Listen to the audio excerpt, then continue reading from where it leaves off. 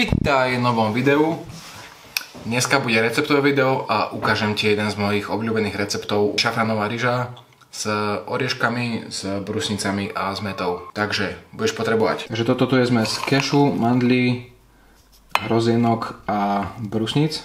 Toto tu je meta. Toto tu je nálepka Go Vegan, motherfucker. Toto je limetka. Toto je kardamón. Toto je basmati rýža, 3 kopčeky, teda 3 kapy. Toto tu je voda, z ktorej bude šafranová voda a v nej vykúpeme istú časť tejto rýže. Takže z tejto obyčajnej vody spravíme šafranovú tak, že do neho vysypeme 0,12,5 g šafránu. Aby sa ti šafrán dokonalo rozmiešal s vodou, musíš použiť čínsku paličku, hej, na jedenie. Bez toho to nepôjde. A teraz cca tretinu z tejto ryže hodíme do tejto šafranovej vody, aby bola pekná žltá. Ak chceme ryžu ešte viac žltú a viac voňavú, viac šafranovú, tak vysypeme ešte jeden balík šafránu. Trošku vody. A to je naša šafranová ryža. To je naša obyčajná ryža. Limetku si nezabudni vždy povaľkať, pretože je veľmi, veľmi tvrdá. Šťavenie z nej je veľmi ťažké. Takže musí byť takáto pekná mäkká. Aby naša ryža mala nezameniteľnú vôňu, tak na troške kokosového oleja osmahneme tieto kardamónové semiačka. Keď sa začnú takto nafúkovať,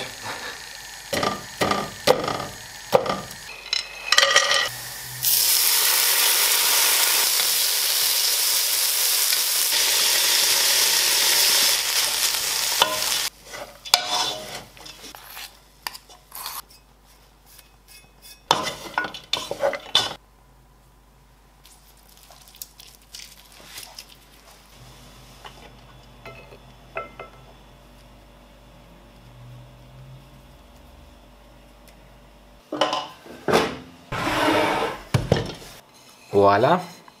Takže toto je moje veľmi jednoduché rýžové jedlo, vhodné na jarný, letný, jesenný aj večerný podvečer. Takže toto je moje veľmi ľahké rýžové jedlo, vhodné na jarný, letný, jesenný aj zimný podvečer, alebo ráno, alebo obed, alebo olovrant, alebo desiatú, to je jedno. Meta a limetka tomu dodávajú takú ľahkosť.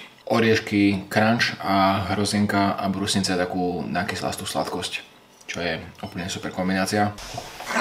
Bite of approval. Gute. A kardamón. Ak niekde nájdeš tento kardamón, tak určite do neho nezahryzni a vyber ho, pretože keď do neho zahryzneš, tak uvidíš, čo je to za paráda. Takže neváhaj a doma kľudne vyskúšať tento recept. Všetky množstva a ingrediencie sú popísané dole v popiske. Nie každému môže sedieť kombinácia orieškov a brusníc s hrozienkami. To vôbec nie je problém, buď vyhoď len oriešky alebo len brusnice s hrozienkami. A je po probléme. Takže ak si to doma vyskúšal, chutilo ti to, tak daj dole like a nezabudni zjesť čo najviac. Díky za pozornosť, maj sa pekne a nezabudni zjesť viac ovocia. Čau.